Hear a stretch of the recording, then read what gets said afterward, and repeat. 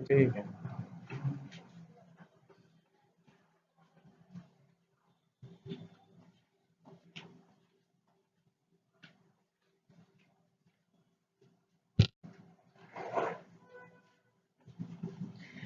एक लंबे अरसे बाद आपसे मुखातिब हो रहा हूं और उसका एक कारण सबसे बड़ा ये कि यूनिवर्सिटी ऑफ लखनऊ ने अपना एक ऐप लॉन्च किया है, स्लेट, और उसी पर क्लास देनी पड़ती है और उसमें स्टूडेंट्स की अटेंडेंस भी रिकॉर्ड हो जाती है। आ, लेकिन इधर यूनिवर्सिटी ने शताब्दी वर्ष मनाया, 100 साल हो गए लखनऊ यूनिवर्सिटी को, और बहुत कम यूनिवर्सिटीज इंडिया में ऐसी हैं जो 100 साल से स्टेब्लिश्ड हैं, और यूनिवर्सिटी ऑफ लखनऊ भी उसमें से एक है। और इसलिए सेंटेनरी सेलिब्रेशंस यहाँ पर मनाए गए और एक सेंटेनरी वीक पूरा मनाया गया। उसमें कई बड़े बड़े लोगों को यहाँ बुलाया गया था और एक प्रोग्राम में कुमार विश्वास जी को भी बुलाया गया था, जो हिंदी में जाने माने नाम है और युवा कविताओं को अक्सर उन युवा जो लोग हैं उनकी कविताओं को बहुत पसंद करते हैं। और एक प्रोग्राम उनका मैं देख रहा था, तो उसमें उन्होंने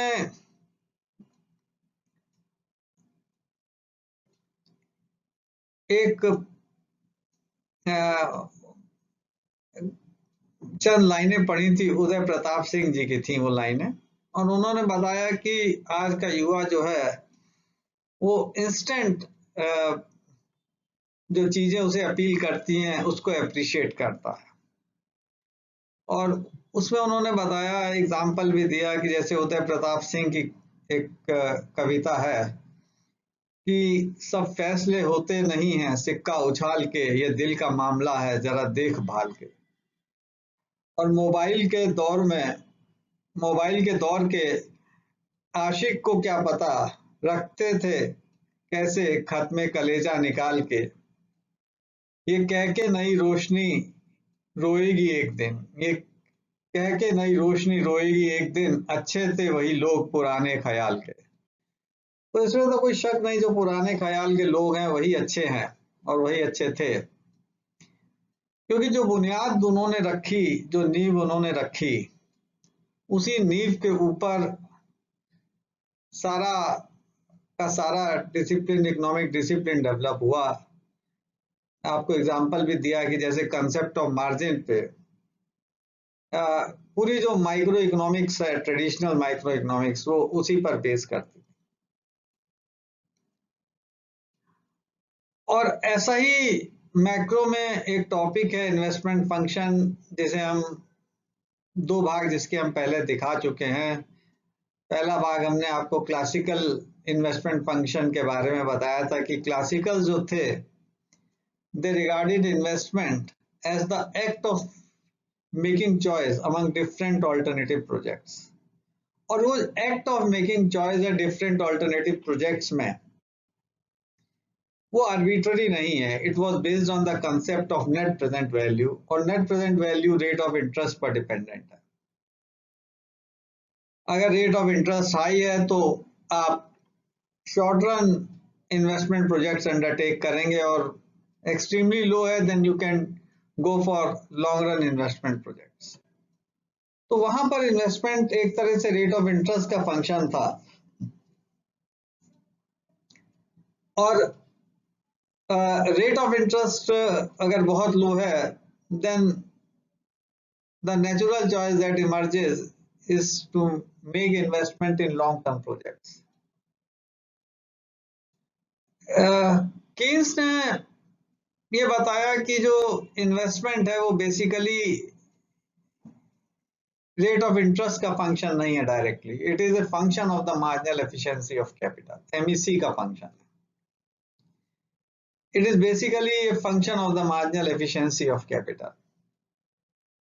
और उन्होंने बताया कि marginal efficiency of capital depression times में कोलैप्स कर जाती है, और रेट ऑफ इंटरेस्ट को हम बहुत लो नहीं ले जा सकते, क्योंकि लिक्विडिटी ट्रैप पोर्शन के बियॉन्ड हम रेट ऑफ इंटरेस्ट को कम नहीं कर सकते। इसलिए इंड्यूस्ड इन्वेस्टमेंट को बढ़ाना डिप्रेशन टाइम्स में बहुत मुश्किल है।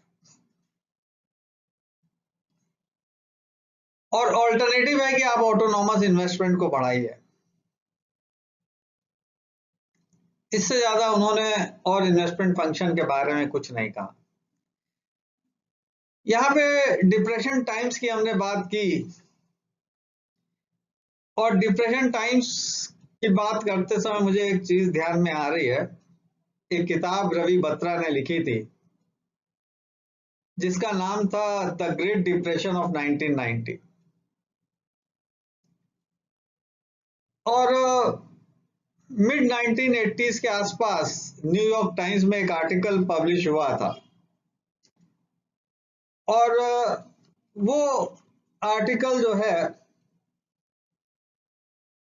उसमें इनका समअप दिया था इनकी किताब का। तो इन्होंने बताया था कि जो रवि बत्रा ने प्रिडिक्शन किया, उनके पहले भी कई प्रिडिक्शंस जो हैं वो काफी सही साबित हुए हैं, उसमें कोई ज्यादा गलती नहीं है।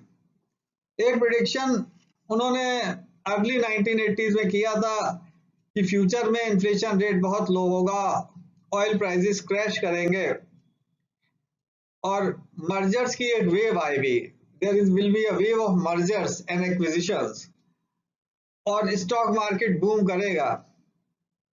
और ये सारी बातें बाद में सही साबित हुई, हालांकि लोग उस समय हंसते थे उनके बात पे। They used to mock on the predictions of Ravi Batra. और इसी तरह से उन्होंने डिप्रेशन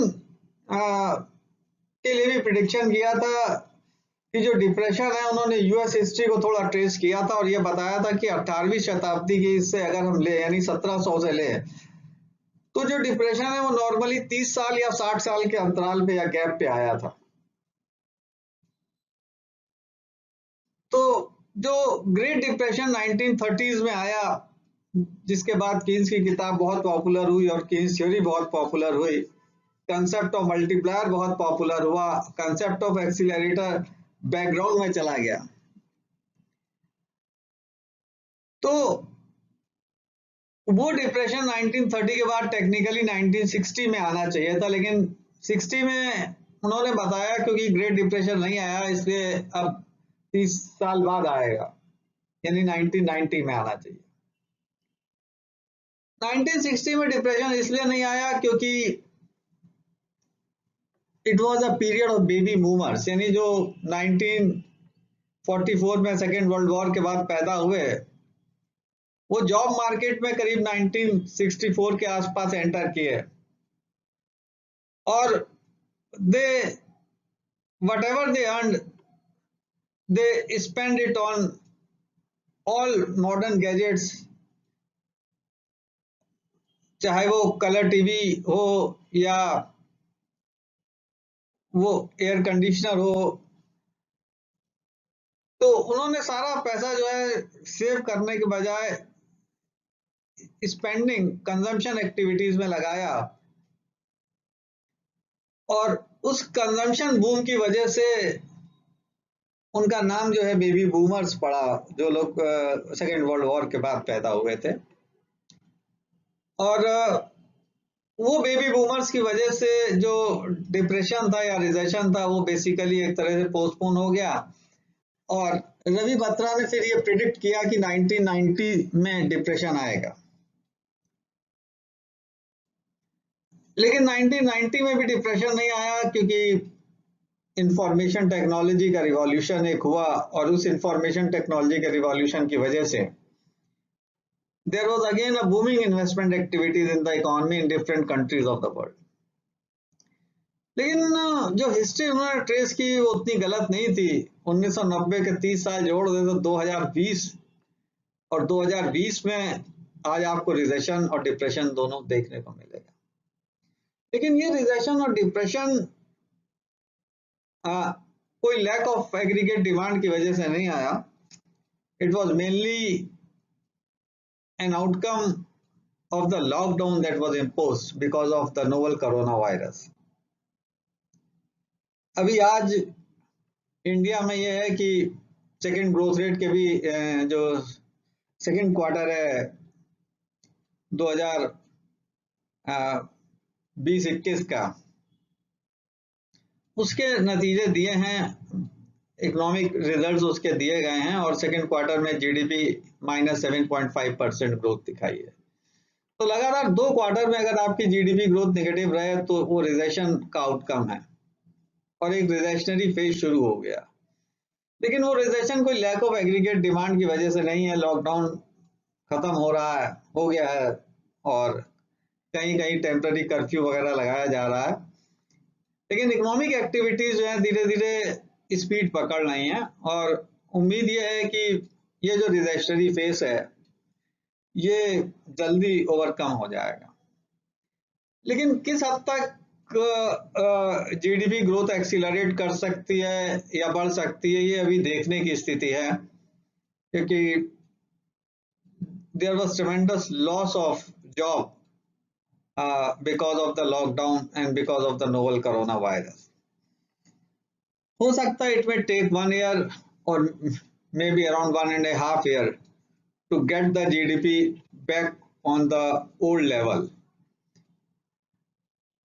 लेकिन एक बात स्पष्ट है, जो हिस्ट्री ट्रेस की रवि बत्रा ने, कि जो डिप्रेशन है वो 30 साल बाद या 60 साल बाद आता है, वो लगभग सही साबित है कि 90 के में तो नहीं आया, लेकिन 30 साल जोड़ दे तो 2020 में वो डिप्रेशन नोवल कोरोना वायरस की वजह से आया।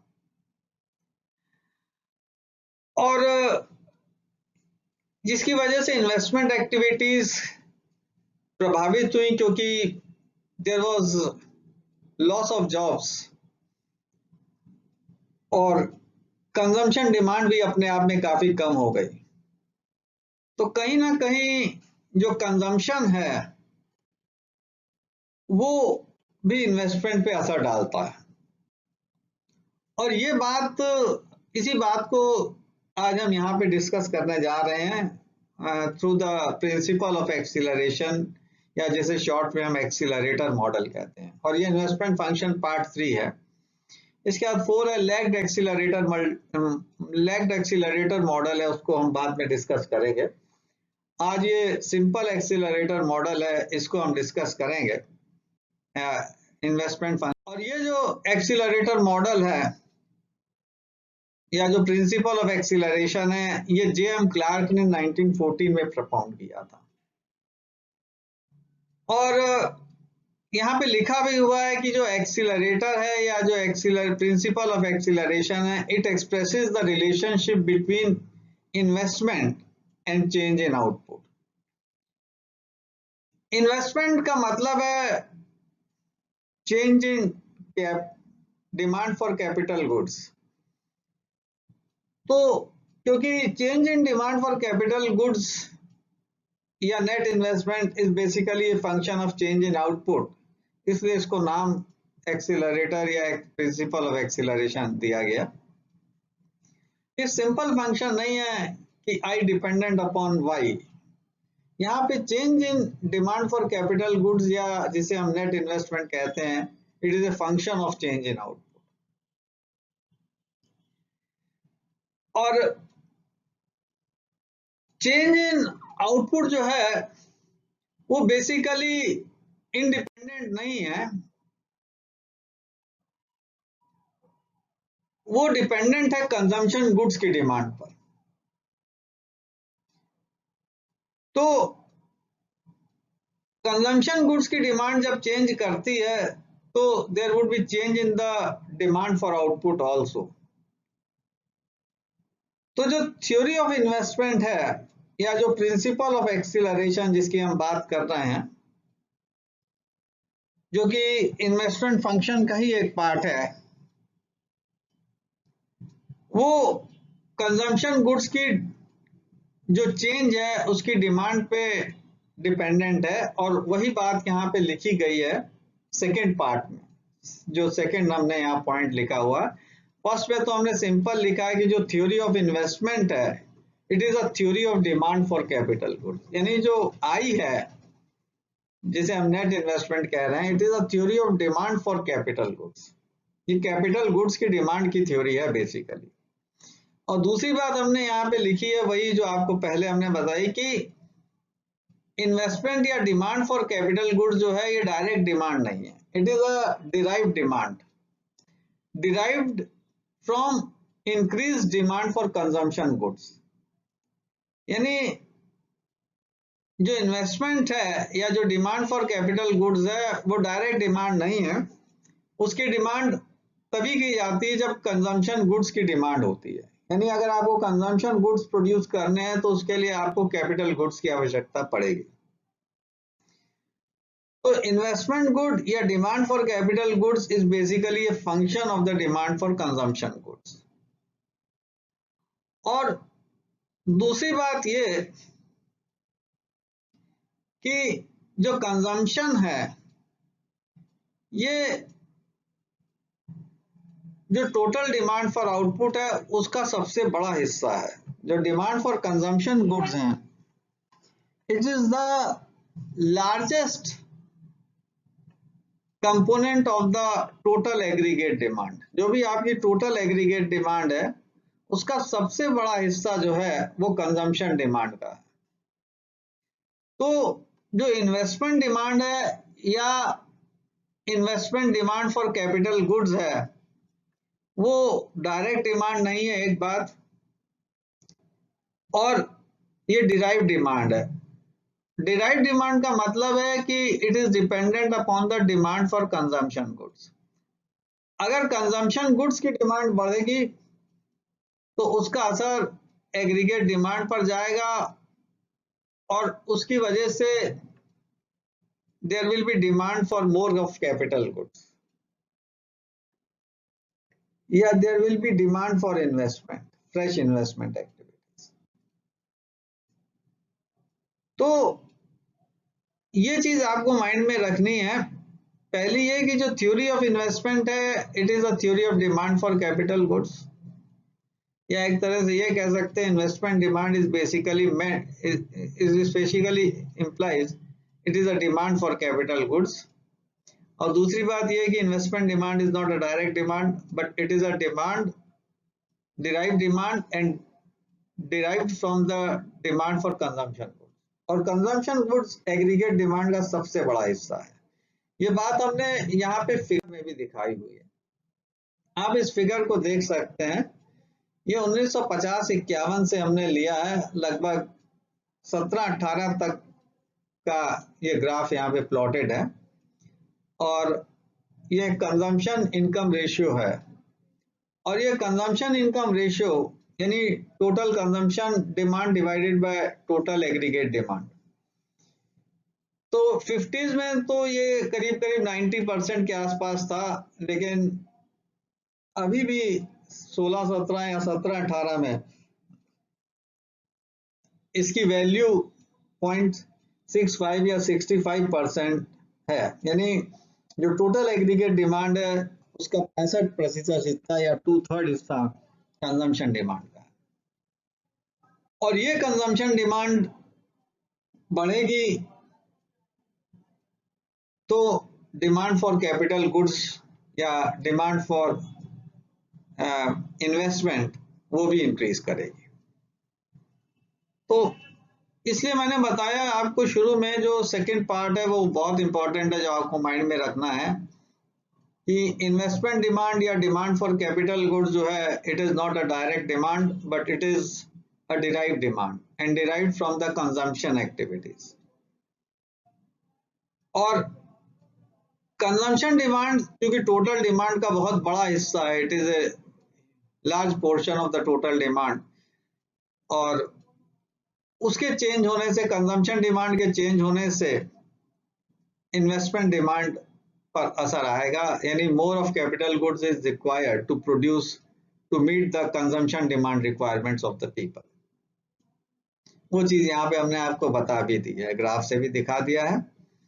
ये ग्राफ कोई आपको रटने की जरूरत नहीं है, केवल आपकी अंडरस्टैंडिंग के लिए बताया है कि कंजम्पशन डिमांड अगर हम ये कह रहे हैं बहुत बड़ा हिस्सा है तो इसका मतलब है आज भी करीब 65% हिस्सा जो टोटल एग्रीगेट डिमांड है, यानी जीडीपी जब आप एक्सपेंडिचर से मेजर करते हैं, एक्सपेंडिचर मेथड से, तो वो आपको टोटल डिमांड बताती है। तो टोटल एग्रीगेट डिमांड का जो सबसे बड़ा हिस्सा है, 65% हिस्सा, वो कंजम्पशन डिमांड के थ्रू आ रहा है।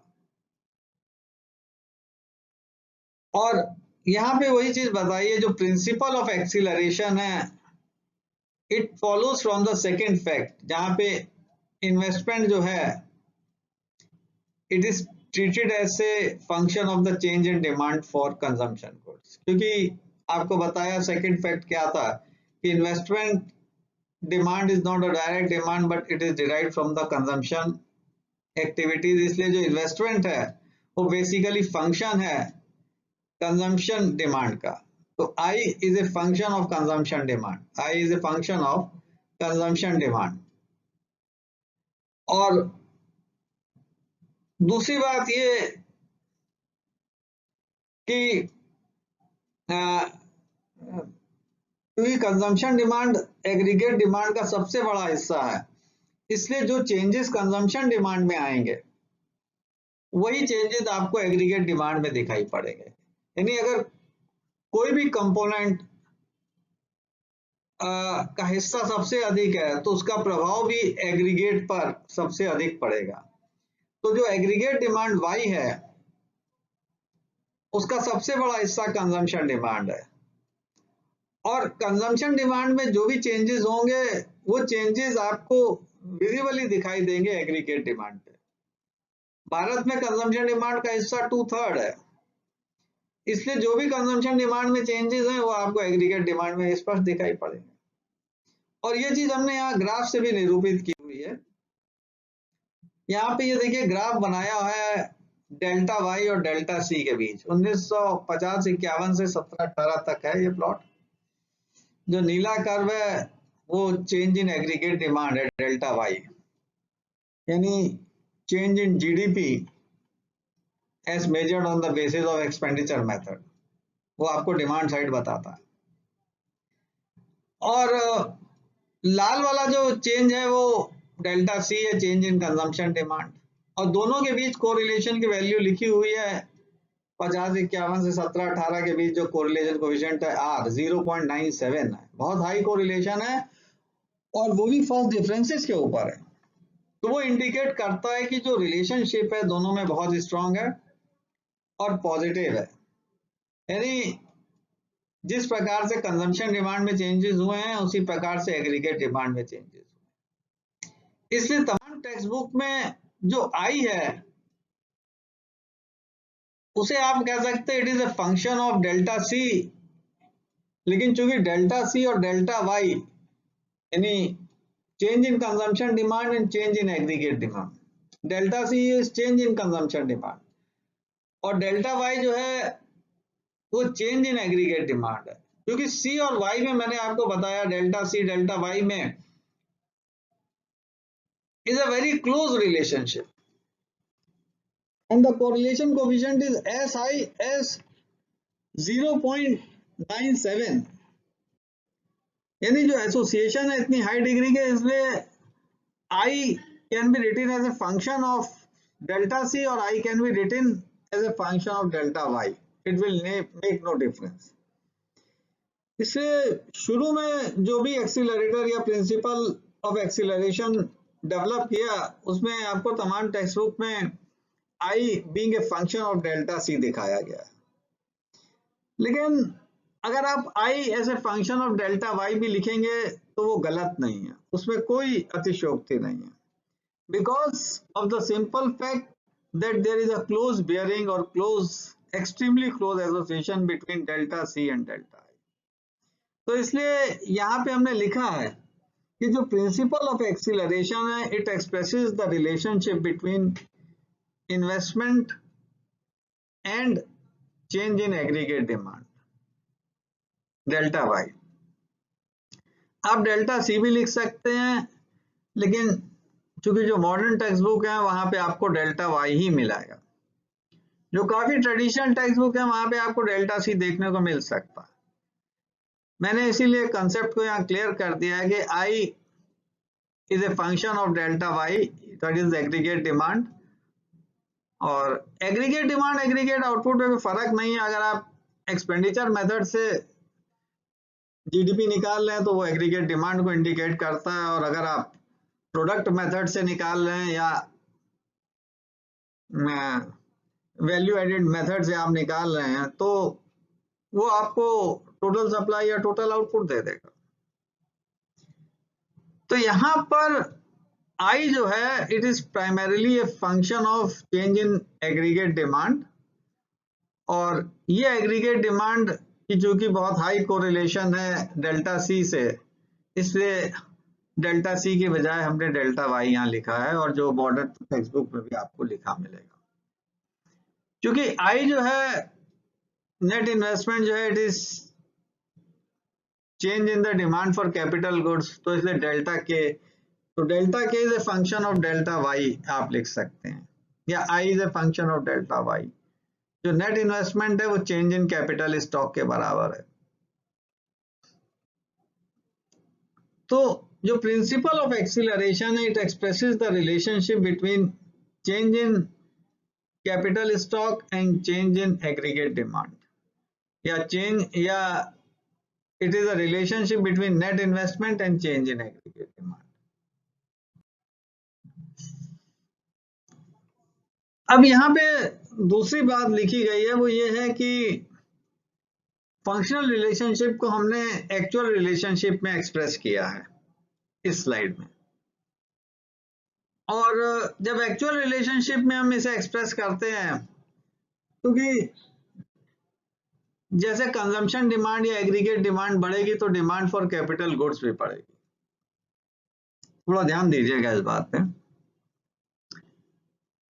लेकिन डिमांड फॉर कैपिटल गुड्स का डिमांड का मतलब है कि we need those plants and machineries जिनके माध्यम से हम कंजम्पशन गुड्स को प्रोड्यूस कर सकें।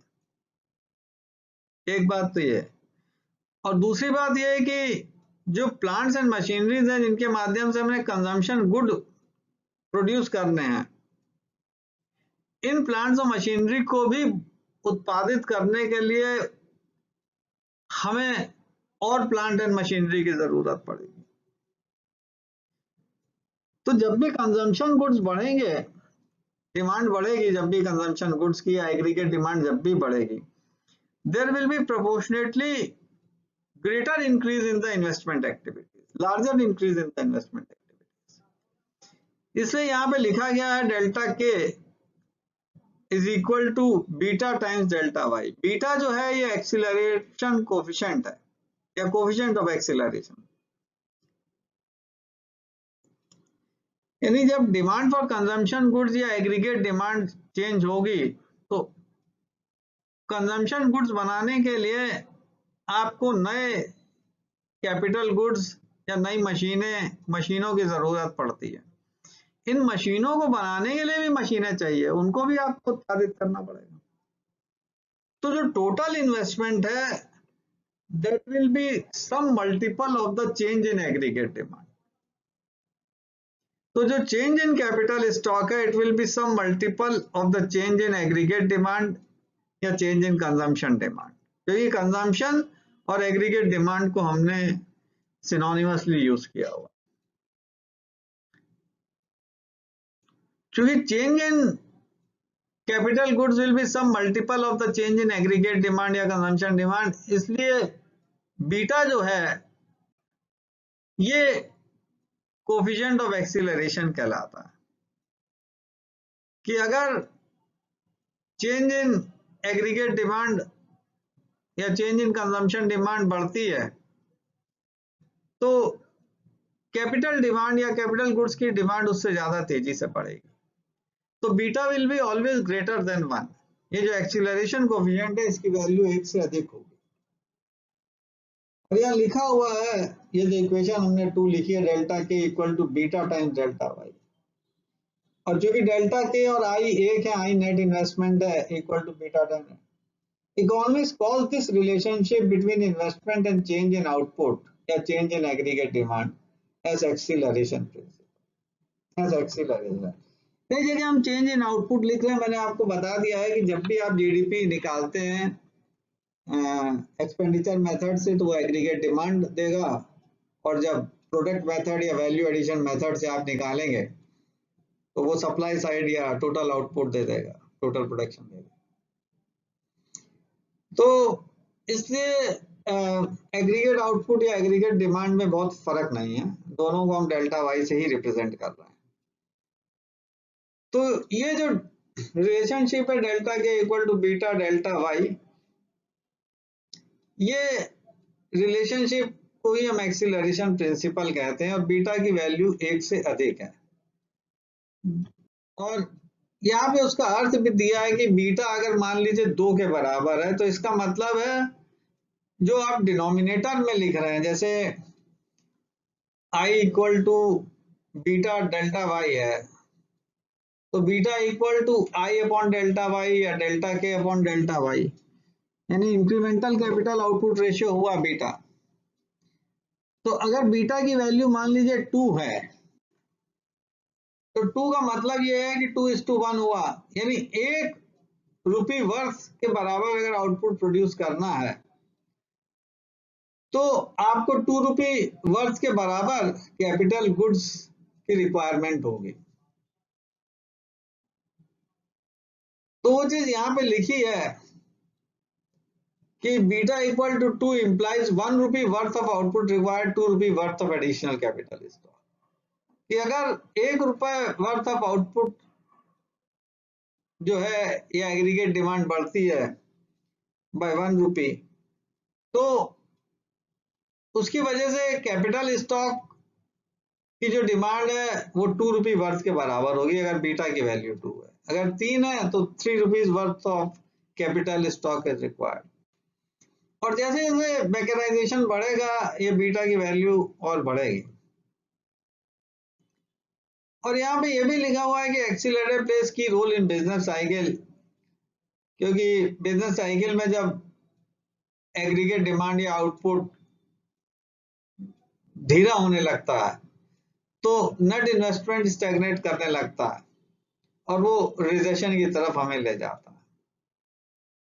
बीटा अगर फिक्स है तो उसे हम फिक्स एक्सीलरेटर मॉडल कहते हैं, और बीटा अगर वेरिएबल है कि अदर फैक्टर्स पे भी डिपेंडेंट है तो हम फ्लेक्सिबल एक्सीलरेटर मॉडल कहते हैं। तो normally beta is not fixed, लेकिन इनिशियली जो एक्सीलरेशन प्रिंसिपल का डेवलपमेंट हुआ उसमें बीटा को फिक्स माना गया। लेकिन अगर बीटा वेरिएबल है यानी बीटा अदर फैक्टर पे डिपेंडेंट है, then we have the flexible accelerator model. अब यहाँ पे डेवलपमेंट ऑफ एक्सीलरेटर मॉडल है, ये एक्सीलरेटर मॉडल को हम कैसे डेवलप करते हैं, क्योंकि ये मत समझिएगा कि अगर एग्रीगेट डिमांड बढ़ती है तो इन्वेस्टमेंट एकदम से बढ़ जाएगा, ऐसा नहीं है। इन्वेस्टमेंट जो है वो धीरे गति से बढ़ेगा, और कैसे चेंज होगा वो पूरा प्रोसेस यहाँ पे एक्सप्लेन किया गया है। ये पॉइंट नंबर 3 है, डेवलपमेंट ऑफ एक्सीलरेटर मॉडल। यहाँ लिखा हुआ है development of accelerator model is a 2 step procedure, कि जो एक्सीलरेटर मॉडल या जो एक्सीलरेशन प्रिंसिपल है उसको हम 2 स्टेप्स में इवॉल्व करते हैं। पहला है कि यहां लिखा हुआ है in the first step desired और optimal capital stock is estimated, कि पहले स्टेप में ऑप्टिमल कैपिटल स्टॉक कितना चाहिए उसे हम एस्टिमेट करते हैं। जैसे उदाहरण के लिए हम आपको बता दें कि प्रधानमंत्री नरेंद्र मोदी जी ने ये कहा कि 2024 तक हम भारत को $5 ट्रिलियन इकोनॉमी बनाना चाहते हैं, $5 ट्रिलियन। तो ये $5 ट्रिलियन इकोनॉमी बनाने के लिए ऑप्टिमल कैपिटल स्टॉक कितना चाहिए उसे भी हमें एस्टिमेट करना पड़ेगा। तो पहला तो ये कि एग्रीगेट डिमांड अगर हमें बढ़ानी है, एग्रीगेट आउटपुट बढ़ाना है, तो उसके लिए ऑप्टिमल या अनुकूलतम कैपिटल स्टॉक कितना चाहिए उसे हम डिराइव करेंगे। तो इन the first step optimal capital stock is estimated so that we could achieve the required change in aggregate demand. जो भी aggregate demand में required change हमें चाहिए हम उसे achieve कर सकें. और second step में यहाँ लिखा हुआ है desired capital stock is replaced by flow of realized investment. कि सेकेंड स्टेप में क्या है कि जो हमें डिजायर्ड कैपिटल स्टॉक चाहिए उसका कितना हिस्सा हर साल एक्चुअल इन्वेस्टमेंट में तब्दील हो रहा है. कि मान लीजिए हमें $5 ट्रिलियन इकोनॉमी बनाना है और हमें उसके लिए मान लीजिए कि $10 trillion worth of capital goods चाहिए. तो हर साल कितना इन्वेस्टमेंट होना चाहिए कि हम $10 trillion worth of capital goods generate कर सके, अचीव कर सके. तो पहली चीज तो ये है कि कितना ऑप्टिमल स्टॉक कैपिटल स्टॉक चाहिए हमें. ऑप्टिमल कैपिटल स्टॉक क्या होना चाहिए to achieve the required amount of aggregate demand या to achieve the required amount of aggregate output. और दूसरा स्टेप ये है कि हमें ये देखना होगा कि हर साल कितना एक्चुअल इन्वेस्टमेंट हो रहा है. यानी जो हमारा डिजायर्ड कैपिटल स्टॉक है उसका कितना प्रपोर्शन फर्स्ट ईयर में आ रहा है, सेकेंड ईयर में आ रहा है, थर्ड ईयर में आ रहा है. यानी रियलाइज मतलब एक्चुअल इन्वेस्टमेंट कितना बढ़ रहा है उसको हमें देखना होगा ताकि हम उस रिक्वायर्ड एग्रीगेट डिमांड को या आउटपुट को अचीव कर सकें. तो जो एक्सीलरेटर मॉडल है उसके डेवलपमेंट में ये दो स्टेप्स हैं. पहला स्टेप हमने आपको बताया कि to achieve the optimal capital stock. Optimal capital stock का मतलब है कि जो required change in aggregate demand है उसको अचीव करने के लिए हमें कितना कैपिटल स्टॉक चाहिए. और दूसरे स्टेप में कि जो डिजायर्ड कैपिटल स्टॉक है वो टोटल जो कैपिटल स्टॉक रिक्वायर्ड है उसका कितना हिस्सा हर साल हम अचीव कर रहे हैं. जैसे 10 ट्रिलियन चाहिए तो पहले साल 1 ट्रिलियन आया या 2 ट्रिलियन आया, दूसरे साल कितना आया, तीसरे साल कितना आया. यानी एक्चुअल इन्वेस्टमेंट कितना हो रहा है ताकि हम डिजायर्ड कैपिटल स्टॉक को अचीव कर सकें. तो ये दो स्टेप आपको ध्यान में रखने हैं और इसी के आधार पे ये एक्सीलरेटर मॉडल बिल्ड होगा. पहला स्टेप यहाँ मैंने लिख दिया है डिटर्मिनेशन ऑफ डिजायर्ड और ऑप्टिमल कैपिटल स्टॉक. कि ऑप्टिमल कैपिटल स्टॉक कितना चाहिए और यहाँ सिंपल मार्जिनल प्रोडक्टिविटी थ्योरी का प्रिंसिपल लगाया. आपने क्लासिकल थ्योरी ऑफ एम्प्लॉयमेंट में पढ़ा था, आपको बताया था if firm would employ workers up to that point where marginal productivity of labor equal to the real wage rate. बताया था कि एक फर्म तब तक वर्कर्स की डिमांड करती है जब तक मार्जिनल प्रोडक्टिविटी जो है लेबर की वो रियल वेज के बराबर ना हो जाए. लेकिन यहाँ हमें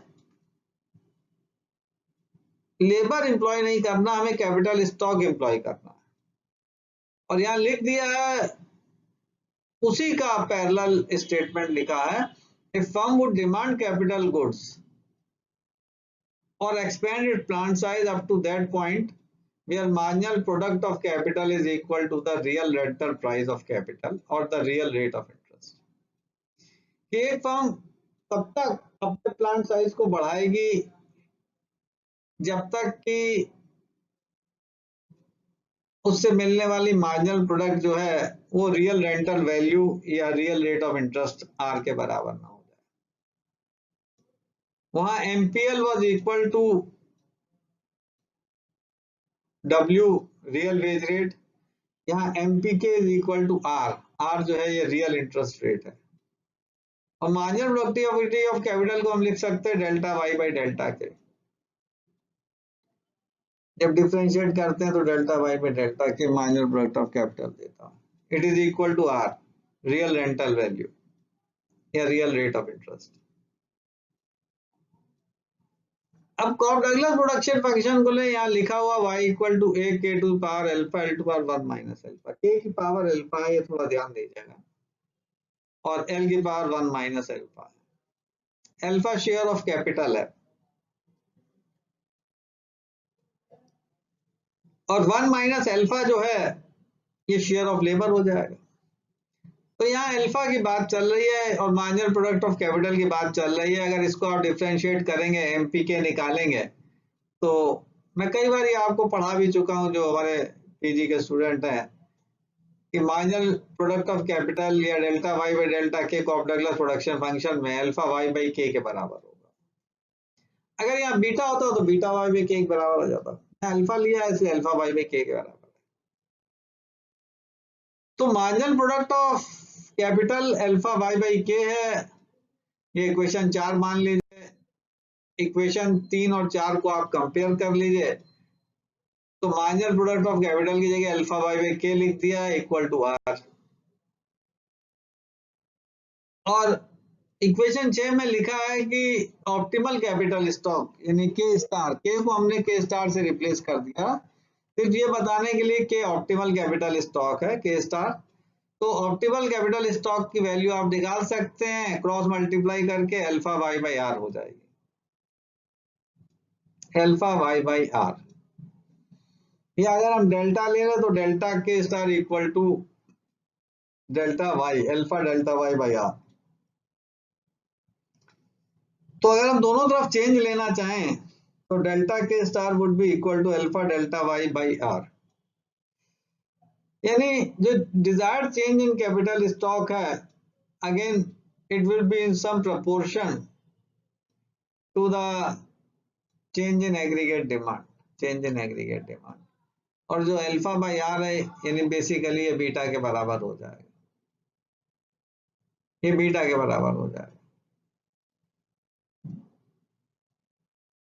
तो इस तरह से आप ऑप्टिमल कैपिटल स्टॉक को निकाल सकते हैं। ये पहला स्टेप है जो यहाँ पे बताया गया है कि यानी in order to achieve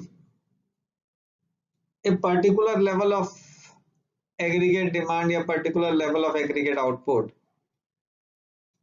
how much capital stock is needed? $5 trillion पे हम जाना चाहते हैं। अभी आज हमारे पास मान लीजिए $2 ट्रिलियन इकोनॉमी है हमारी, या $2.5 ट्रिलियन मान लें एग्जैक्टली। तो $2.5 ट्रिलियन आउटपुट हमें और जनरेट करना, और उसके लिए कितना कैपिटल स्टॉक और चाहिए। आज कितना कैपिटल स्टॉक और कितना और चाहिए।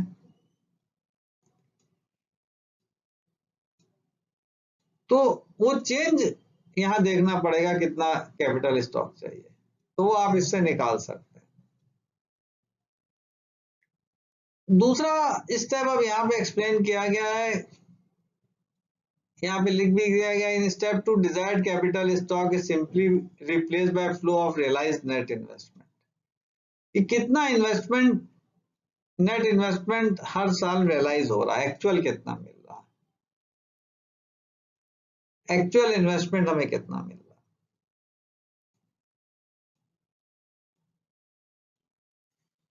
ताकि जो करंट कैपिटल स्टॉक है वो डिजायर्ड कैपिटल स्टॉक के बराबर हो जाए। करंट कैपिटल स्टॉक कितना है और डिजायर्ड कैपिटल स्टॉक कितना है, तो हर साल कितना हम ऐड करें कि जो करंट कैपिटल स्टॉक है वो डिजायर्ड के बराबर हो जाए।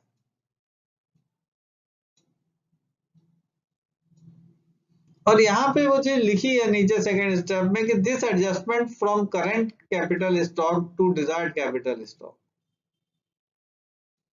by way of flow of net investment is illustrated mathematically as well as diagrammatically. इसको दोनों तरह से इलस्ट्रेट किया गया। मैथमेटिक्स चीजों को बहुत आसान बना देती है समझने के लिए।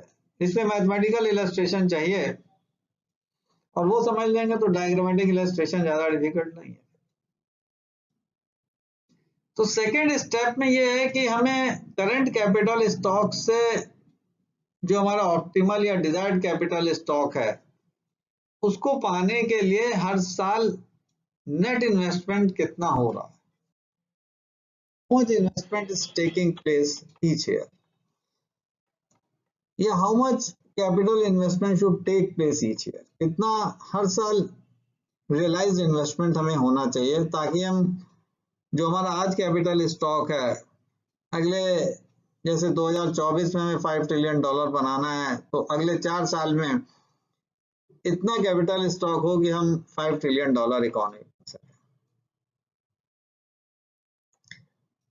और वो मैथमेटिकल इलस्ट्रेशन ये सेकेंड स्टेप है उसका यहाँ पे दिया हुआ। फर्स्ट स्टेप का मैथमेटिकल इलस्ट्रेशन मैंने बता दिया आपको कि K star equal to alpha Y by R, alpha by R एक तरह से बीटा के बराबर है, और के स्टार और बीटा अगर कांस्टेंट है तो के स्टार और वाई स्टार में एक प्रोपोर्शनेट रिलेशनशिप है, यानी जिस प्रोपोर्शन में एग्रीगेट डिमांड बढ़ रही है उससे, क्योंकि बीटा भी है तो एक मल्टीपल टाइम्स आपको कैपिटल गुड्स की डिमांड जनरेट करनी पड़ेगी, और उसके लिए हर साल कितना वास्तव में कैपिटल इन्वेस्टमेंट हो, वास्तव में कितना नेट इन्वेस्टमेंट हो, वो चीज यहाँ पे इलस्ट्रेट की गई है। यहाँ लिखा हुआ adjustment from current capital stock to desired capital stock by way of flow of net investment is not accomplished in one period और ईयर। यानी ये मत सोचेगा कि जैसे अगर हमें मान लीजिए कि $1 ट्रिलियन वर्थ और कैपिटल गुड्स चाहिए तो $1 ट्रिलियन के बराबर एक ही पीरियड में इन्वेस्टमेंट हो जाएगा, ऐसा नहीं है। Investment will take place each year से टू द ट्यून ऑफ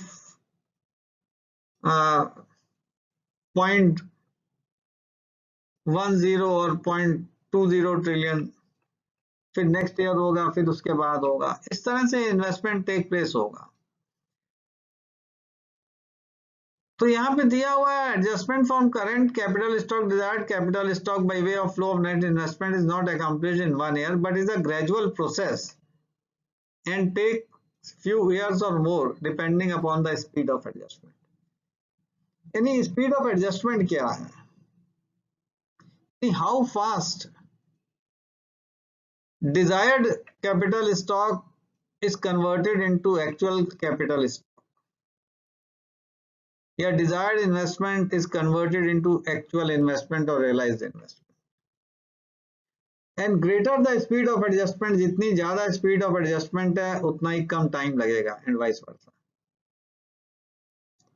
ये speed of adjustment, realise investment, इसको मैंने बताया कि हम मैथमेटिक्स से एक्सप्लेन करेंगे, लेकिन यहाँ पे वर्ड एक स्पीड ऑफ एडजस्टमेंट आ रहा है। स्पीड ऑफ एडजस्टमेंट का मतलब है हर साल जो डिजायर्ड चेंज है वो एक्चुअल में कितना तब्दील होगा, जो टोटल डिजायर्ड इन्वेस्टमेंट है या जो टोटल डिजायर्ड कैपिटल स्टॉक है उसका कितना हिस्सा, जैसे टोटल डिजायर्ड स्टॉक मैंने बताया 1 ट्रिलियन मान लीजिए सपोज, उसका कितना हिस्सा फर्स्ट ईयर में आ रहा है, कितना सेकेंड ईयर में आएगा, यानी how fast that desired is converted into actual investment.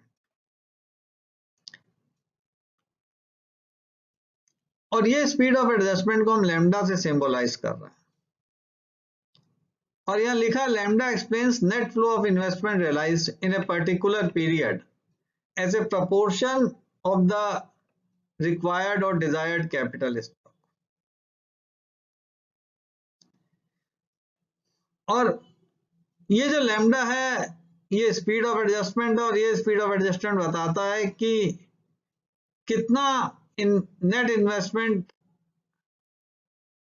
Actual रूप में इकोनॉमी में फ्लो कर रहा है as a proportion to the total capital stock required और desired to make the economy worth $5 trillion.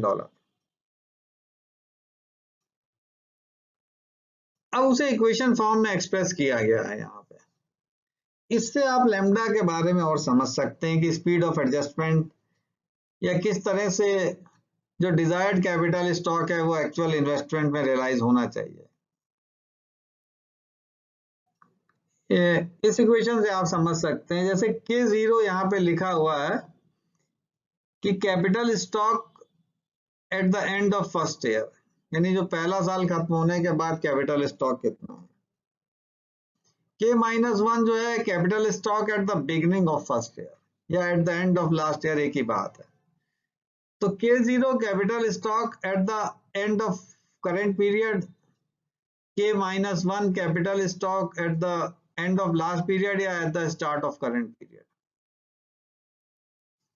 K star जो है डिजायर्ड कैपिटल स्टॉक है, यानी पूरा जो कितना कैपिटल स्टॉक चाहिए, 1 ट्रिलियन या कितना है। K-1 आपको बता दिया है कि capital stock at the end of last year या at the start of current period.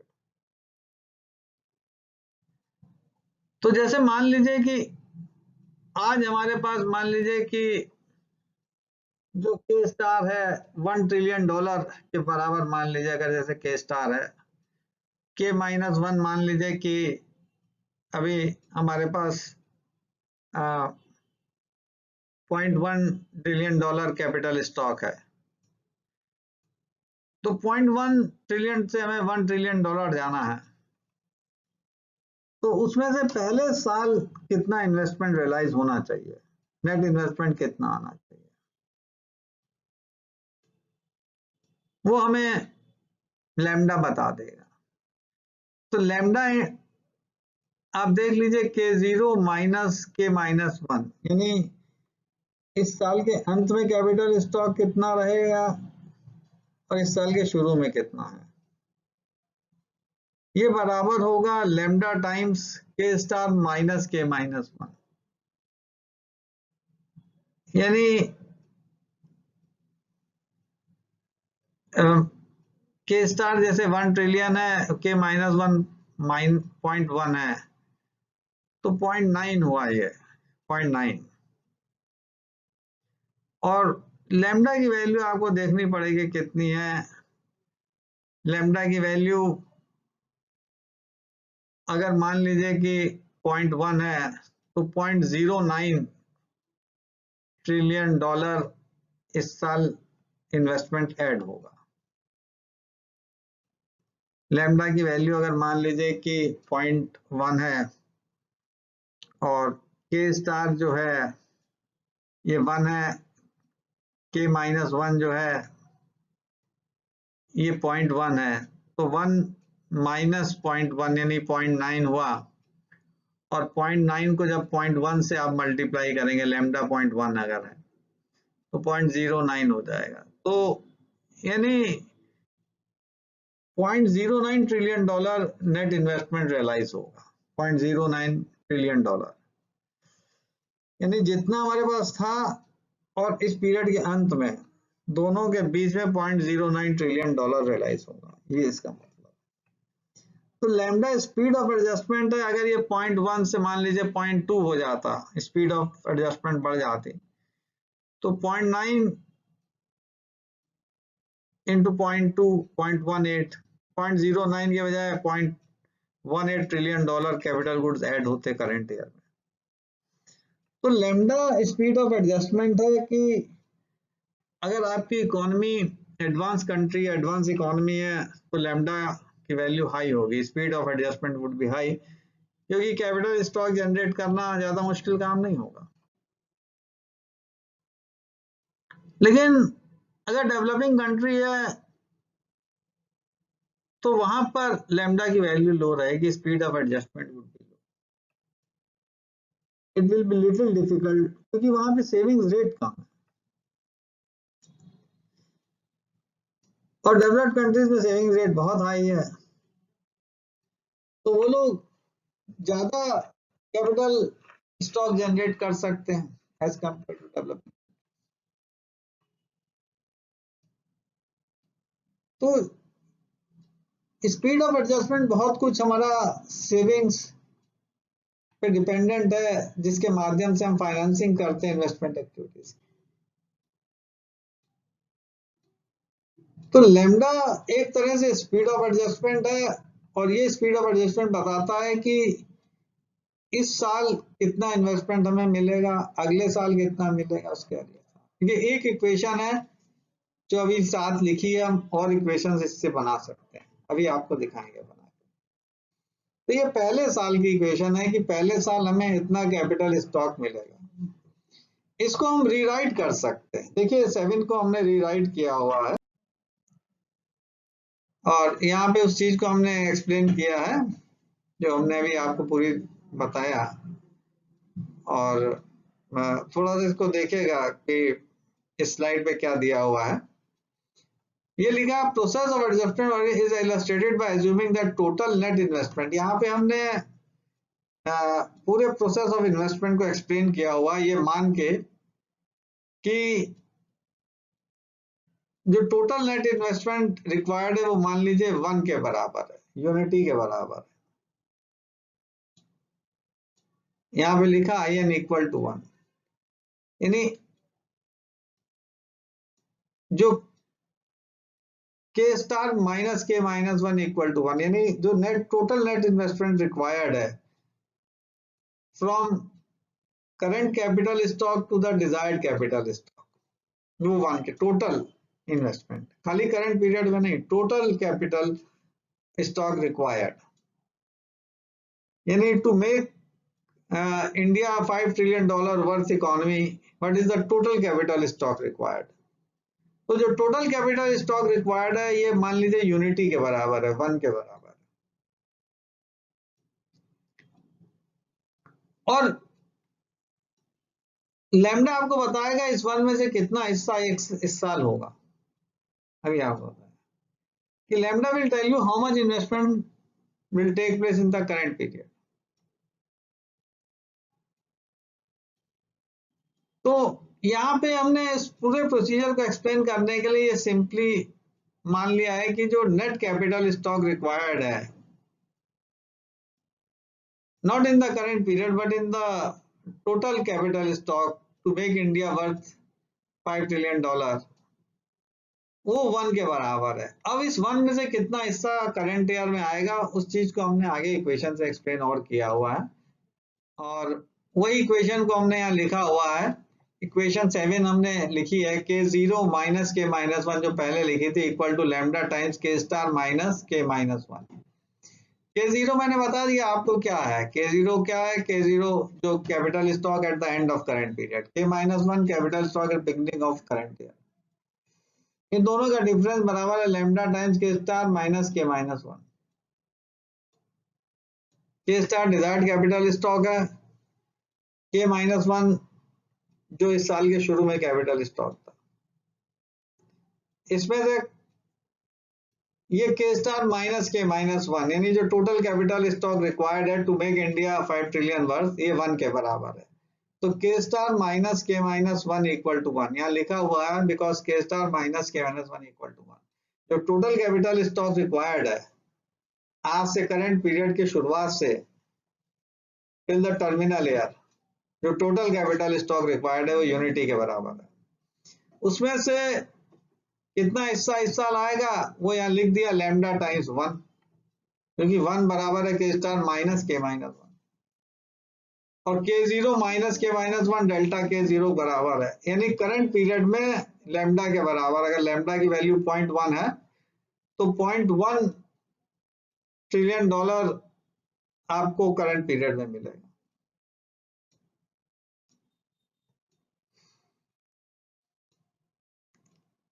Similarly ये फर्स्ट पीरियड है। इसी तरह similarly in the second period change in capital stock would B, आप सेकेंड पीरियड का निकाल लीजिए इसी से। ये देख लीजिए सेकेंड पीरियड का हो जाएगा डेल्टा के 1, डेल्टा के 1 हो जाएगा lambda times K star minus के जीरो, यानी के जीरो फर्स्ट पीरियड के एंड में कितना था या सेकेंड पीरियड के बिगनिंग में कितना, और के स्टार माइनस के जीरो इक्वल टू लैम्डा अब यहाँ पे वैल्यू सब्स्टिट्यूट कर दिया, के जीरो को हमने रिप्लेस कर दिया के माइनस वन प्लस लैम्डा, क्योंकि के जीरो बराबर है के माइनस वन प्लस लैम्डा, तो वो यहाँ पे हमने लिखा के माइनस वन प्लस लैम्डा। अब इसको सॉल्व कर लीजिए, के star minus K minus one minus lambda, और के star minus K minus one किसके बराबर है, यहाँ पे देख लीजिए, के star minus K minus one unity के बराबर है वन के, तो ये वन माइनस लैम्डा बचेगा। तो सेकेंड पीरियड में जो कैपिटल स्टॉक रियलाइज होगा वो होगा lambda into one minus lambda. इसी तरह से थर्ड पीरियड में delta K two lambda one minus lambda square, fourth period में delta K three lambda into one minus lambda cube. तो ये पूरी सीरीज एक बन जाएगी, और ये सब तक चलता रहेगा जब तक कि डिजायर्ड कैपिटल स्टॉक तक हम ना पहुंचे। हमने सीरीज को इसीलिए इन्फिनाइट तक ले गए हैं, हालांकि इन्फिनाइट से पहले ही वो हो जाएगा, लेकिन आपको सम करने में आसानी रहेगी इसको, तो इन्फिनाइट तक हम इसको ले गए हैं। यानी capital stock would be added each year until we reach the desired capital stock, जो के स्टार हमें चाहिए। अब इस सीरीज को आप सम कर लीजिए, लेफ्ट हैंड साइड में delta K zero, delta K one, delta K two, delta K three and so on. Right side में उनकी वैल्यूज है, फर्स्ट पीरियड में लैम्डा था, सेकंड में lambda one minus lambda, third में lambda one minus lambda square, fourth में lambda one minus lambda cube.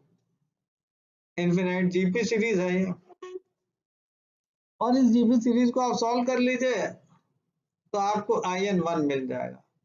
यानी आपको यूनिटी इन्वेस्टमेंट चाहिए था, यानी जो के स्टार था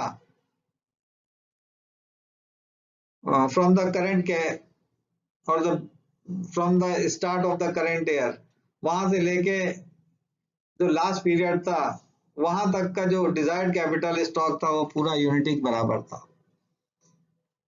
तो ये जो यूनिटी है वो एक पीरियड में नहीं मिल गया, यानी या सिंपली ये कह सकते हैं $1 ट्रिलियन को एक पीरियड में नहीं मिल गया। ये process of investment takes place in different steps in different time periods in different years. यानी there is a slow process of investment, especially for developing countries, and relatively fast process of adjustment for developed countries, क्योंकि वहां larger savings are available to finance the investment activities. हमारे यहाँ या जो और developing countries हैं वहां पे savings are relatively less as compared to other countries, so because of smaller availability of savings, we need our speed of adjustment would be slow.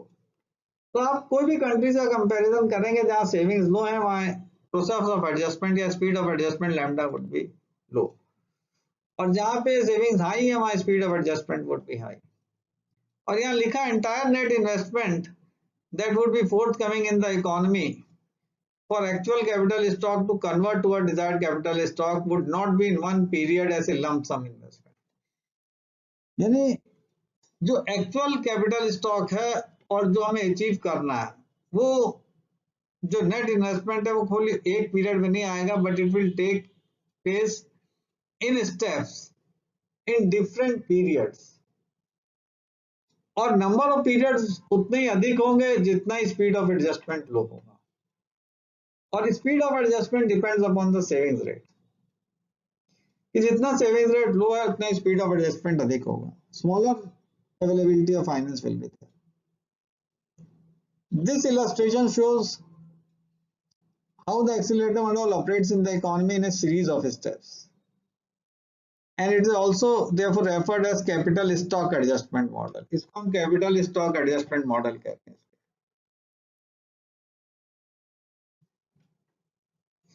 यहाँ पे दो बातें ऐड की गई हैं। पहली तो ये कि जैसे जैसे नेट इन्वेस्टमेंट बढ़ेगा डेप्रिसिएशन रेट भी बढ़ेगा, यानी more of capital is needed as replacement investment. यहाँ डेल्टा के, ये जो डेल्टा लिखा हुआ है ये रिप्लेसमेंट इन्वेस्टमेंट को इंडिकेट कर रहा है, इतना इन्वेस्टमेंट हमें चाहिए। तो as net investment increases, depreciation rate also tend to increase or higher replacement investment is needed। दूसरा ये है कि जो gross investment it is sum of net investment and required investment and replacement investment. I है net investment, I है replacement investment है। तो gross investment उसी हिसाब से चेंज होगा जिस हिसाब से नेट इन्वेस्टमेंट और रिप्लेसमेंट इन्वेस्टमेंट चेंज होगा। रिप्लेसमेंट इन्वेस्टमेंट हमने डेल्टा के से लिखा ही है, और नेट इन्वेस्टमेंट हम पहले ही वैल्यू निकाल चुके हैं, alpha delta Y by R, ये वैल्यू पहले निकाल चुके हैं। तो यहाँ पे लिख सकते हैं I G equal to alpha delta Y by R plus delta K, ये ग्रॉस इन्वेस्टमेंट की वैल्यू है। और ये इक्वेशन 8 जो है ये पूरे एक्सीलरेटर मॉडल को रिप्रेजेंट करती है, और one can comprehend the dynamics और working of acceleration with the help, इस इक्वेशन से आप एक्सीलरेशन प्रिंसिपल की डायनामिक्स और वर्किंग को समझ सकते हैं। मैथमेटिकली तो हमने उसको इलस्ट्रेट कर दिया है, अब डायग्रामेटिक इलस्ट्रेशन पे हम चलते हैं। नेक्स्ट पार्ट हमारा डायग्रामेटिक इलस्ट्रेशन का है। ये थोड़ा कॉम्प्लिकेटेड डायग्राम बना हुआ है और उसी का एक्सप्लेनेशन यहाँ पे दिया हुआ है ऊपर। ये थोड़ा डायग्राम छोटा है, नेक्स्ट स्लाइड में मैंने एक बड़ा डायग्राम इसका बना रखा है, ये देखिए। यहाँ पे 3 स्टेप्स में डायग्राम बना हुआ है। सबसे ऊपर अगर आप जाएंगे तो आप देखेंगे कि चेंज इन एग्रीगेट डिमांड कितना है। पहले Y1 था और Y2 है, यानी मान लीजिए आप 2.5 ट्रिलियन डॉलर पर है Y1 पर, और आपको 5 ट्रिलियन डॉलर पर जाना है, यानी ये जो एग्रीगेट डिमांड चेंज होगा इसकी वजह से कितना नेट इन्वेस्टमेंट होना चाहिए। तो सेकंड डायग्राम में उसकी वैल्यू हमने निकाल रखी है, k माइनस 1 से आप k स्टार पे जाएंगे, ये k माइनस 1 है, ये k स्टार है, यहाँ पे आप जाएंगे। अब थर्ड स्टेप जो नीचे दिया हुआ है, इसमें 2 कर्व बने हैं, पहला कर्व नेट इन्वेस्टमेंट का, दूसरा ग्रॉस इन्वेस्टमेंट का। यानी नेट इन्वेस्टमेंट धीरे धीरे बढ़ेगा शुरू में और फिर वो डिक्लाइन करता जाएगा। हालांकि जब आपने मैथमेटिकली निकाला था तो फर्स्ट में लैम्डा है, सेकंड में लैम्डा 1 माइनस लैम्डा है, थर्ड में लैम्डा 1 माइनस लैम्डा स्क्वायर है, तो वहां तो नेट इन्वेस्टमेंट बराबर गिरता चला जा रहा है एक्चुअल नेट। यहाँ पे हमने देखा है कि नेट इन्वेस्टमेंट थोड़ा सा पहले तेज बढ़ेगा फिर गिरेगा, यानी net investment become maximum in the first few couple of years and then it gradually declines. और ग्रॉस इन्वेस्टमेंट उसी हिसाब से चलेगा, क्योंकि ग्रॉस इन्वेस्टमेंट नेट और रिप्लेसमेंट का सम है। रिप्लेसमेंट इन्वेस्टमेंट ये लाल लाइन से बना जो धीमी गति से ऊपर जा रही है, इसीलिए जो ग्रॉस इन्वेस्टमेंट है वो नेट इन्वेस्टमेंट और रिप्लेसमेंट का सम है। नेट इन्वेस्टमेंट एच पॉइंट पे हाईएस्ट है और ग्रॉस इन्वेस्टमेंट एम पे, एम उसके राइट में है थोड़ा सा, क्योंकि इस पे रिप्लेसमेंट इन्वेस्टमेंट ऐड किया गया है और वो धीरे बढ़ रहा है। और एच के बाद नेट इन्वेस्टमेंट धीमी गति से कम होगा लेकिन रिप्लेसमेंट बढ़ रहा है, इसलिए एम पॉइंट थोड़ा सा इसके राइट में होगा एच के, यानी नेट इन्वेस्टमेंट के हाईएस्ट पॉइंट के जरा सा राइट में होगा और फिर वो नीचे चला जाएगा। जब नेट इन्वेस्टमेंट फाइनली यहाँ जीरो हो जाएगा, ग्रॉस इन्वेस्टमेंट रिप्लेसमेंट इन्वेस्टमेंट के बराबर हो जाएगा, क्योंकि नेट इन्वेस्टमेंट जीरो हो गया और अब ग्रॉस इन्वेस्टमेंट रिप्लेसमेंट इन्वेस्टमेंट के हिसाब से चलेगा इसके बाद। यानी जो ग्रॉस इन्वेस्टमेंट लाइन है और रिप्लेसमेंट लाइन है कॉन्साइड कर जाएगी जब नेट इन्वेस्टमेंट जीरो हो जाएगा। तो कहने का मतलब यहाँ पे ये है कि ये 3 स्टेप्स में डायग्राम बनाया है जो हमने पहले इलस्ट्रेशन मैथमेटिकल दिया था कि ये चेंज इन कंजम्पशन डिमांड है या एग्रीगेट डिमांड है, y1 से y2। इस चेंज की वजह से जो net investment, desired net investment चाहिए k-1 से आप k स्टार पे जाएंगे, और उसके लिए जो नेट इन्वेस्टमेंट है वो पहले थोड़ा बढ़ेगा और फिर वो डिक्लाइन करता चला जाएगा, और उसी हिसाब से ग्रॉस इन्वेस्टमेंट चेंज होगा, वो बढ़ेगा और उसका हाईएस्ट पॉइंट नेट के थोड़ा राइट में होगा, क्योंकि नेट इन्वेस्टमेंट में हम रिप्लेसमेंट इन्वेस्टमेंट ऐड कर रहे हैं जो बराबर बढ़ रहा धीरे धीरे। और जब नेट इन्वेस्टमेंट जीरो होगा, ग्रॉस इन्वेस्टमेंट रिप्लेसमेंट इन्वेस्टमेंट बराबर रह जाएगा, और फिर रिप्लेसमेंट इन्वेस्टमेंट लाइन के अलॉन्ग चलेगा। तो उस पूरे चीज को हमने यहाँ मैथमेटिकली इलस्ट्रेट कर दिया, डायग्रामेटिकली इलस्ट्रेट कर दिया सर।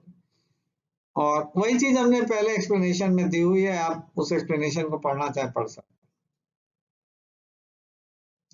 यहाँ पे हमने वो पॉइंट ऑफ डिफरेंस बताया है। थोड़ा सा मैथमेटिकल और डायग्रामेटिक इलस्ट्रेशन में डिफरेंस है कि वहां पे नेट इन्वेस्टमेंट थोड़ा बढ़ रहा और फिर घट रहा। हमारे यहाँ क्या है कि जो नेट इन्वेस्टमेंट हर पीरियड में पहले में अधिक था, फिर कम, फिर उससे कम, इस तरह से। और ये डिफरेंस इसलिए है कि जो मैथमेटिक्स है वो हर डायग्रामेटिकल इलस्ट्रेशन या प्रैक्टिकल रियलिटी को पूरी तरह से उन नाइसिटीज को कैप्चर नहीं कर पाती। कई बार कुछ ना कुछ हमें सिंप्लीफिकेशन करना पड़ता है मैथमेटिकल मॉडल्स में, तो इस वजह से वहां पे हमें वो थोड़ा गिरता हुआ या कम होता हुआ बराबर दिखाई दे रहा है, और कोई कारण नहीं है उसका। लेकिन मैंने तमाम किताबें इसके लिए देखी, डॉन बुश फिशर की भी देखी, उन्होंने भी ये लिखा है कि net investment become maximum in the first few years, यानी पहले ही कुछ कपल ऑफ ईयर्स में वो मैक्सिमम होता है एंड देन इट डिक्लाइंस।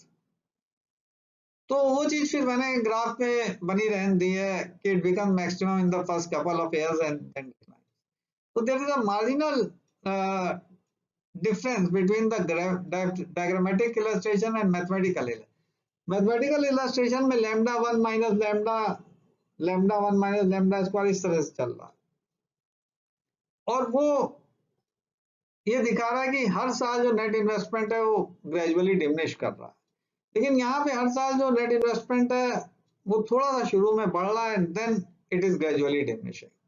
तो ये जो पॉइंट ऑफ डिफरेंस है सिर्फ इस वजह से है कि जो मैथमेटिकल मॉडल्स हैं it cannot capture all the practical niceties यहाँ पे लिखा हुआ है, और कहीं ना कहीं हमें थोड़ा प्रोसेस को, मैथमेटिकल प्रोसेस को सिंप्लीफाई करना पड़ता है, जिसकी वजह से वो डिफरेंस है। But that is not going to affect the one fact कि जो इन्वेस्टमेंट है from the current to the desired capital stock, it takes place in different steps. Whether it increases little bit in the beginning and then declines, or whether it gradually declines. तो वो चीज थोड़ा सा मैंने यहाँ पे illustrate कर दिया, क्योंकि कई बच्चे जब मैथमेटिकल पढ़ेंगे और डायग्रामेटिक पढ़ेंगे तो उनके माइंड में ये एक क्वेरी आ सकती है कि मैथमेटिक्स में तो सर बराबर गिरता हुआ दिखा रहा है लेकिन डायग्रामेटिक इलस्ट्रेशन में बराबर बढ़ रहा है, हाउ इज इट पॉसिबल। हालांकि जो डॉन बुश फिशर ने डायग्राम बनाया मुझे अच्छे से याद आ रहा है उसमें कि उन्होंने नेट इन्वेस्टमेंट गिरता वही दिखाया। लेकिन फैक्ट ये है कि net investment become maximum in the first few years and then diminishes gradually, तो वो चीज फिर मैंने यहाँ रहने दी।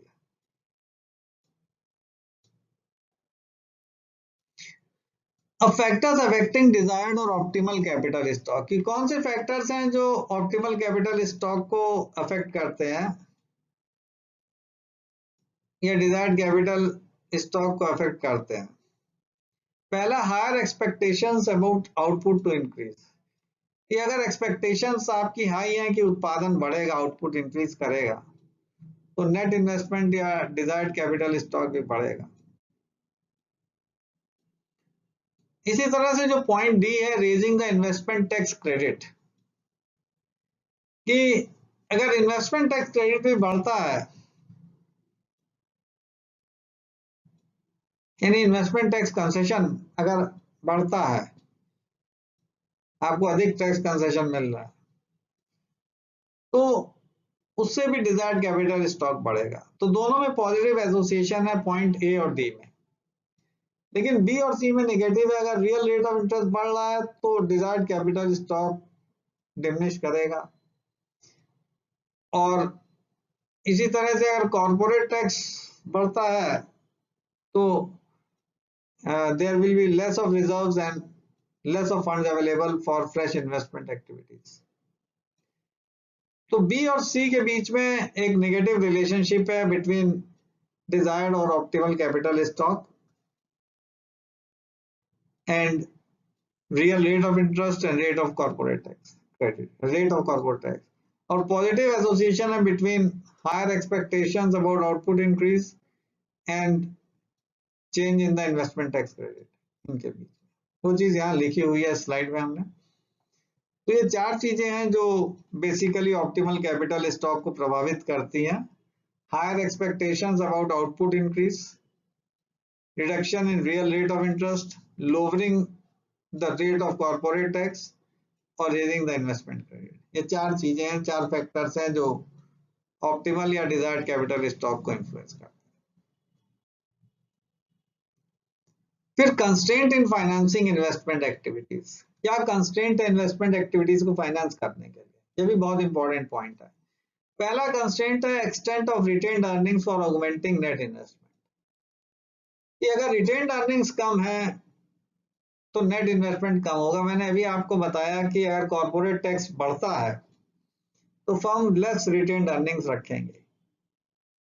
पाएंगे अपने पास, और ऐसे में एक बहुत बड़ा कंस्ट्रेंट है इन्वेस्टमेंट एक्टिविटीज को बढ़ाने के लिए। इसलिए अगर इन्वेस्टमेंट को बढ़ाना है, नेट इन्वेस्टमेंट को, तो कहीं ना कहीं गवर्नमेंट को कॉर्पोरेट टैक्स में रिलीफ देना होगा। और अभी कॉर्पोरेट टैक्स रेट को कम किया गया है, 30% से 25% कर दिया गया है ताकि अधिक रिटेन्ड अर्निंग्स रख सकें और फ्रेश इन्वेस्टमेंट एक्टिविटीज हो। और आज जब हम मंदी के दौर में हैं तो कहीं ना कहीं कॉर्पोरेट टैक्स को और लोअर करना पड़ेगा। और कॉर्पोरेट टैक्स को लोअर करके हम इन्वेस्टमेंट को बढ़ा सकते हैं। हालांकि रवि बत्रा ने बड़ा यूनिक तरीका बताया था कि अगर रिसेशन है तो उसको अगर आपको ओवरकम करना है तो जो वेल्दिएस्ट लोग हैं, जो रिचेस्ट लोग हैं, उनकी जितनी भी नेटवर्थ है वो लोग 5% उस नेटवर्थ का टैक्स के रूप में दें गवर्नमेंट को। और उनका ये मानना था कि 2-2.5 साल में वो गवर्नमेंट डेफिसिट को पूरा कर सकेंगे और गवर्नमेंट के पास और फ्री हैंड होगा कि वो ओवर स्पेंडिंग कर सके और रिसेशन को दूर कर सके। उससे ग्रोथ अच्छी होगी और उनको भी फायदा मिलेगा। एक यूनिक वे उन्होंने बताया। लेकिन यहाँ पर एक जनरल परसेप्शन है, वो ये है कि जब तक आप कॉर्पोरेट टैक्स रेट को कम नहीं करेंगे इन्वेस्टमेंट नहीं होगा, क्योंकि रिटेन्ड अर्निंग्स कंपनीज के पास कम रहेंगी। Companies will be keeping less of retained earnings and will be keeping more provisions to pay the tax to the government. लेकिन उनका भी जो आइडिया बुरा नहीं है कि जो रिचेस्ट लोग हैं वो अपनी नेटवर्थ का 5% जो है हिस्सा टैक्स के रूप में दें। दैट इज ऑल्सो नोवेल वे, और उससे government can also make more of investment. और जितनी ग्रोथ हाई होगी उतना ही अच्छा इकोनॉमी के लिए। और यहाँ पे हमने इंडियन कॉन्टेक्स्ट में थोड़ा सा उसको दिखाने की कोशिश की है। इस स्लाइड में कुछ और नहीं है, बस ये बताया कि इंडियन कॉन्टेक्स्ट में रिटेन्ड अर्निंग्स की क्या पोजीशन, वो यहाँ पे ये दिया है। अगर आप इस स्लाइड में गौर से देखेंगे तो एक चीज आपको मिलेगी, 2005 से 9 और 2010 से 15, यानी 2005 से जो 15 का पूरा डिकेड है, आप देखिए रिजर्व और सरप्लस जो रिटेन्ड अर्निंग्स को रिप्रेजेंट करता है। पहला सेकंड कॉलम है रिजर्व्स और सरप्लस का, पहला तो टाइम पीरियड का। इसमें रिजर्व सरप्लस 24% है और 22% है। तो ये बहुत हाई है as compare to any of the previous periods. और आप अगर देखेंगे कि इस पीरियड में जो हमारा नेट कैपिटल फॉर्मेशन है वो 25.9 और 26.7, यानी 1/4 of the GDP was in the form of net capital formation। और अगर आप इसमें 10% जोड़ देंगे या 12% डेप्रिसिएशन, तो जो ग्रॉस कैपिटल फॉर्मेशन है वो लगभग आराम से आपको दिखाई देगी करीब करीब 35% के आसपास। तो ये पीरियड ऐसा था 2005 से 15 के बीच जब हमारा कैपिटल फॉर्मेशन बहुत तेजी से बढ़ा। And it is a decade perhaps one of the fastest growth in the Indian economy also। तो लेकिन उसके बाद आप देखिए 16, 17, 18, 18, 19 में रिजर्व सरप्लस कम हो गया और वो इंडिकेट कर रहा है कि कंपनीज की ग्रोथ कम हुई और टैक्स रेट भी हाई रहा और रिटेन्ड अर्निंग्स कम से कम हुई, क्योंकि रिजर्व सरप्लस कंपनीज की रिटेन्ड अर्निंग्स बताता है। बाकी उनको अधिक प्रोविजंस रखने पड़े, ये प्रोविजंस मेनली डेप्रिसिएशन के लिए हैं। और रिजर्व सरप्लस प्रोविजंस को जोड़ेंगे तो इंटरनल सोर्सेज हैं जो लगभग 40% के आसपास है। बाकी 60% एक्सटर्नल सोर्सेज हैं, यानी आप बोरोइंग से कर सकते हैं या ट्रेड ड्यूज, यानी आपस में लोग जो देनदारियां रहती हैं ट्रेड में, तो उनके थ्रू रिसोर्सेज जनरेट करते हैं। तो इंडिया में अभी भी एक्सटर्नल सोर्सेज जो है they are the main source of finance. या तो बैंक से बोरो करें या ट्रेड ड्यूज हो और वो ड्यूज जैसे जैसे माल बिकेगा वो आपको देते चले जाएंगे पैसा। इंटरनल सोर्सेज में ये हम कह सकते हैं कि अभी लगभग 40% 2005 के बाद से 40% के आसपास रहा है इंटरनल सोर्सेज। कहीं में मुझे लिखने में गलती है, यहाँ 16-17 में बेसिकली 44% है, जो 45% है, जो मैंने 34 लिख दिया इंटरनल सोर्सेज से। तो एक जगह एरर भी है कहीं ना कहीं मुझे, तो वो थोड़ा सा आपको देखना पड़ेगा। बाकी ये टेबल बाय एंड लार्ज सही है। और दो इम्पोर्टेंट फैक्टर्स हैं इस टेबल से कि जो डिकेड है 2005 से 15 की, ये बहुत इंपॉर्टेंट डिकेड है इकोनॉमिक हिस्ट्री में इंडिया के लिए। और यहाँ पे हमारा सेविंग्स रेट बहुत, यहाँ पे हमारा इन्वेस्टमेंट एक्टिविटीज बहुत हाई रही, कैपिटल फॉर्मेशन बहुत हाई रहा। लेकिन उसके बाद से कैपिटल फॉर्मेशन कम हुआ है, जिसका असर ग्रोथ पे दिखाई पड़ रहा है। हालांकि लॉकडाउन से पहले हमारे यहाँ जीडीपी ग्रोथ कॉन्ट्रैक्ट करने लगी थी, इसमें कोई शक नहीं है। तो लॉकडाउन के बाद तो बहुत ज्यादा कॉन्ट्रैक्ट हो गई और अभी दो तिमाही के नतीजे आए हैं, उसमें नेगेटिव ग्रोथ रेट है, जिसे हम कह सकते हैं इकोनॉमी रिसेशन में है। तो इस रिसेशन को दूर तो किया जा सकता है, क्योंकि जैसे जैसे लॉकडाउन और कोरोना वायरस का इफेक्ट कम होगा या इंजेक्शन या वैक्सीन आएगा तो कहीं ना कहीं इकोनॉमिक एक्टिविटीज पिक करेंगी। लेकिन कितनी पिक करेंगी ये देखने की बात है। और इसमें लगभग 1.5 साल का पीरियड हो सकता है लगे, या ज्यादा भी लग सकता है इकोनॉमी को रिकवर करने में। तो एक कंस्ट्रेंट जो है हमने आपको बताया वो है एक्सटेंट ऑफ रिटेन्ड अर्निंग्स। और रिटेन्ड अर्निंग्स जितनी अधिक होगी उतनी इन्वेस्टमेंट एक्टिविटीज बढ़ेगी। लेकिन रिटेन्ड अर्निंग्स आप देखिए 16, 17, 17, 18, 18, 19 के बाद से काफी कम रह गई हैं as compare to previous decade. तो ये रिटेन्ड अर्निंग्स को बढ़ाने के लिए गवर्नमेंट ने कोशिश की है अभी कि कॉर्पोरेट टैक्स रेट को लोअर करें, और उसके जब रिजल्ट्स आएंगे तो देखेंगे कि रिटेन्ड अर्निंग्स पे क्या फर्क पड़ता है। वही चीज यहाँ पे हमने एक्सप्लेन की है स्लाइड में। दूसरा फैक्टर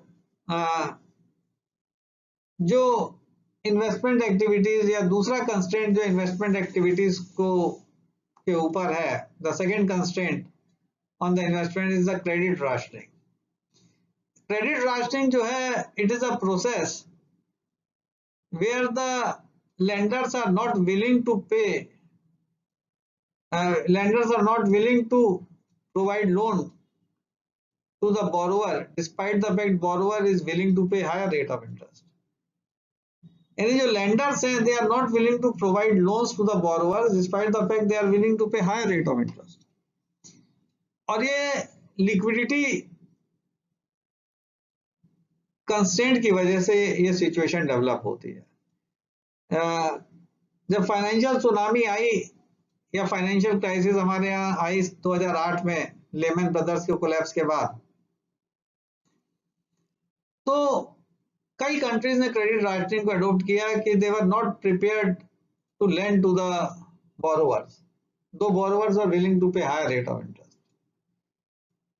तो कई बार ऐसी सिचुएशंस आती हैं जब कंट्रीज को क्रेडिट राशनिंग अडॉप्ट करनी पड़ती है, और ऐसे में if the bankers are not willing to provide loans to the borrowers, then obviously the net investment flow जो है इकोनॉमी में वो डिक्लाइन करेगा। तो it is another constraint credit rationing. और थर्ड कंस्ट्रेंट है, ये भी बहुत इंपॉर्टेंट है, नेचर ऑफ इन्वेस्टमेंट कैसा है। यहाँ दो तरह का नेचर ऑफ इन्वेस्टमेंट लिया गया है, एक रिवर्सिबल और दूसरा इरिवर्सिबल। रिवर्सिबल इन्वेस्टमेंट की बात करते हैं, यानी इन्वेस्टमेंट को यहाँ पे एग्जांपल दिया है कि जैसे हाउस पे हम इन्वेस्टमेंट करते हैं, तो इट इज रिवर्सिबल और मैलिएबल और पुटी पुटी फॉर्म, यानी वो पुटी पुटी फॉर्म में जिसे आप एक टाइप ऑफ लॉइन बनाइए, फिर उसको मोल्ड करके आप कोई और खिलौना शेर बना लीजिए कुछ। तो रिवर्सिबल या मैलिएबल या पुटी पुटी फॉर्म में है, जिसके ऑल्टरनेटिव यूजेस हैं।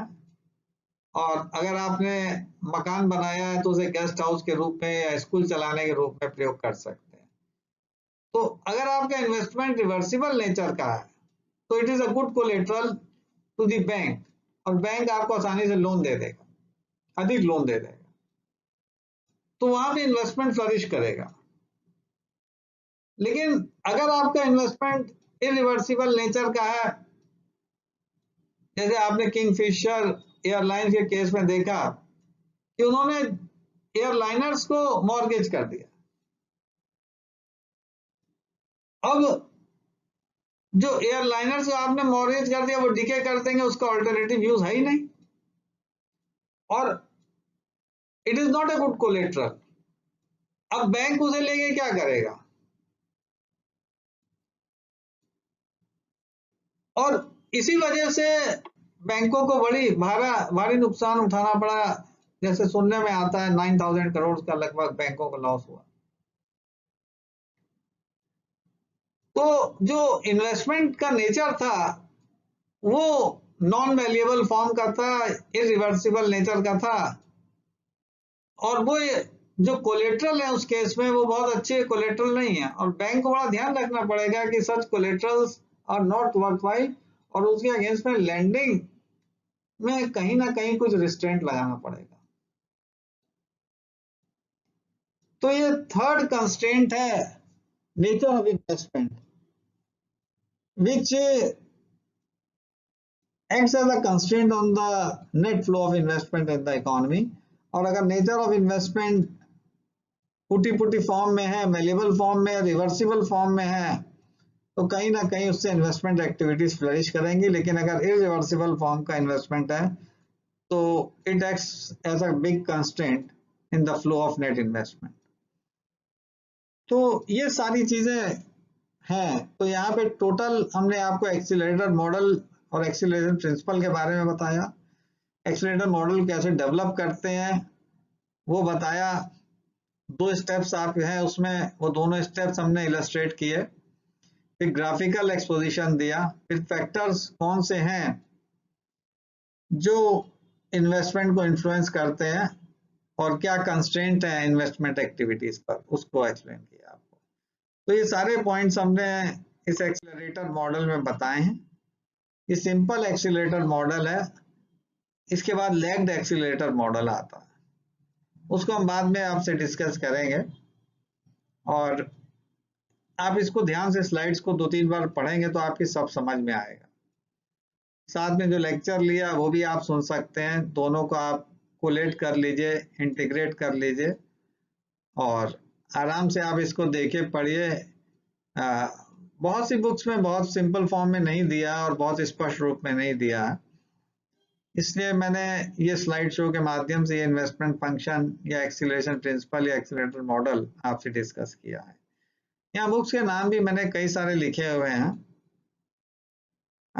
जिनको मैंने भी रेफर किया है और आप भी इसको पढ़ सकते हैं।